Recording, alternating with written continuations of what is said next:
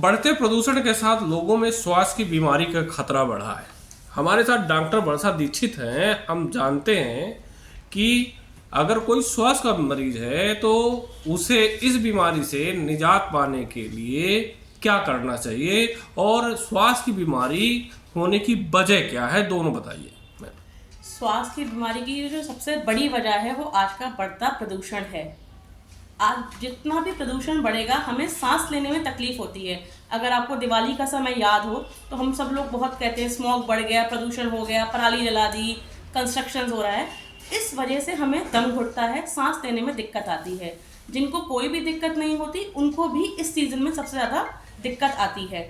तो सबसे ज़्यादा जो ज़रूरी है वो हमें अपने घर के अंदर, एक तो हमें बाहर नहीं निकलना चाहिए, अवॉइड करना चाहिए, चाहे वो हार्ट पेशेंट हो चाहे वो अस्थमेटिक हो। डायबिटिक पेशेंट को भी घर से बाहर ऐसे टाइम पे कम निकलना चाहिए और हमें घर के अंदर ही रह के प्राणायाम पे जोर देना चाहिए। अगर आप प्राणायाम करेंगे, जैसे लोम विलोम हो गया, कपालभाति हो गया, वृस्तिका प्राणायाम हो गया, हम इन प्राणायाम का सहारा लेंगे तो हम ज़्यादा अच्छे से रह सकते हैं। प्राणायाम का सबसे बड़ा एक होता है कि जो जितनी भी गंदगी होती है, कार्बन डाइऑक्साइड, वो हमारे शरीर से बाहर जाती है और ऑक्सीजन इनहेल हम अच्छे से कर पाते हैं। जितना हमारा ऑक्सीजन भरपूर रहेगा शरीर में, लंग्स हमारे उतने ही स्वस्थ रहेंगे। तो मेरे ख्याल से प्राणायाम एक बहुत अच्छा है सुझाव और करना भी चाहिए सबको। कभी कभी स्थिति बहुत खतरनाक हो जाती है मैडम, और देखा जाता है कि मरीज को सांस लेने में बहुत ज़्यादा दिक्कत होती है। ऐसी स्थिति में क्या करना चाहिए? ऐसी स्थिति में देखिए, होम्योपैथ में एक से एक अच्छी मेडिसिन आती हैं, हमें उसका सहारा लेना चाहिए, पर अपने डॉक्टर के गाइडेंस में। आजकल मैंने देखा है कि लोग बहुत ज़्यादा यूट्यूब वगैरह से नॉलेज उठा के कोई भी दवाइयाँ अपने आप से लेते हैं, बिल्कुल गलत है।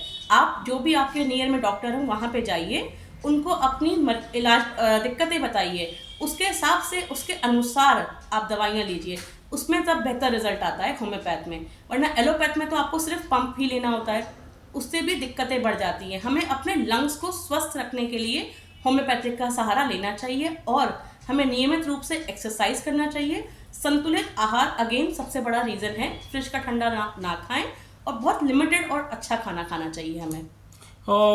मैम, ये भी देखा जाता है कि जो ग्रामीण क्षेत्र होते हैं, ठीक है, ग्रामीण क्षेत्र में ठंड के मौसम में श्वास की बीमारी के मामले ज़्यादा बढ़ जाते हैं। ठीक है, ऐसा क्यों होता है?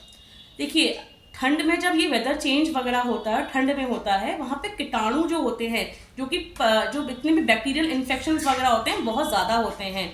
जो भी अगर सपोज कई बार होता है कि सीमेंट कंपनी में कोई काम कर रहा है, वहाँ पे ये ज़्यादा हो जाता है। जो लोग कॉटन की कंपनी में काम करते हैं उसमें भी दिक्कतें ज़्यादा पाई जाती हैं गाँव में, क्योंकि ये सारे फैक्ट्रीज होती हैं। उसके लिए कभी कभी हमें गुड़ का सेवन भी करना चाहिए, हल्दी का दूध, जैसे मैंने बताया था, हल्दी का दूध वगैरह पीना चाहिए। थोड़ी अजवाइन, अगर हमें कोरोना काल का वो टाइम याद है तो हम लोग छोटी सी पोटली बना के अजवाइन और कपूर की सूंघा करते हैं, उससे जो हमारे इन्फेक्शन है, जो वायरल जो भी इन्फेक्शन है, उससे निदान मिलता है। तो ये भी एक घरेलू उपचार है जो हमें करना चाहिए।